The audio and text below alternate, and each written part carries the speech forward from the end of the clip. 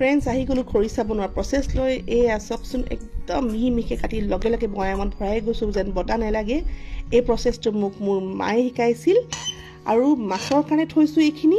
মাছৰ কাৰণে থোৱাৰ কাৰণে মই একেবাৰে ওপৰৰ কোমল অংশটোৱে লৈছোঁ, কাৰণ মাছ নিজেই কোমল আৰু তাৰ লগত টান বস্তু খাই মই বেয়া পাওঁ। এই একদম ওপৰৰ পাৰ্টটো এনেকৈ কাটি ল'লে মানে আপোনাৰ শ্বীট নিচিনা ওলায়, আৰু শ্বীট নিচিনা ল'লে মানে খাই খুবেই ভাল লাগে। আপোনাৰ বইল বা আপুনি যেতিয়া মাছৰ জোল বনায় তেতিয়া এটা আপোনাৰ ক্ৰাঞ্চ ফিল এটা হয়। এয়া চাওকচোন, এয়া থৈ লৈছোঁ। খুব ধুনীয়া লাগে খাই পিনে।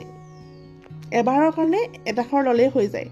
আৰু এইবাৰ মই লৈছোঁ মাংসৰ কাৰণে। মাংসৰ কাৰণে মই তলৰ অংশত লৈছোঁ। তলৰ অংশটো অকণমান টান থাকে, সেইকাৰণে অকণমান ডাঙৰ ডাঙৰ কাটি লৈছোঁ। তাৰপিছত মই গ্লাছেৰে খুন্দি লৈছোঁ। গ্লাছেৰে খুন্দিলে মানে ফ্ৰণ্ট ছাইডটোৱে খুন্দিলে আপোনাৰ সৰু সৰু টুকুৰা হৈ যায়।